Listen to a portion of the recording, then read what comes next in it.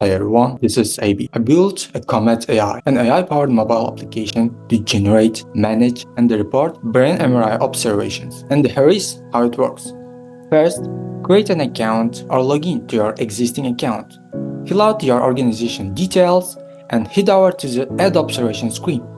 Select the scan type and add the patient or select the existing one. Fill out the observation form with the brain MRI scan details. Click on the Generate and submit the conclusion. Head over the All Observation screen and search and click Expand. Click on the card with the status pending and approve the generated conclusion. And last but not least, generate the report and download it. Now you should see the concise report in front of you. In the first week, I worked on the UI and the UX design. The next 2 weeks, I fine-tuned the GPT 3.5 Turbo on real medical dataset and worked on a system design. In the week 4 and the week 5, I built the CoMedAI Pixel Perfect as in the Figma design. And welcome to week 6. Fully redesigned it, enter your email and get the latest updates fully open source. My journey would be boring without all of this. Focus on making contracts with the hospitals and will introduce CoMedAI too with instant brain MRI scan upload. Further, I will develop medical patient-centric healthcare ecosystem. Bye everyone.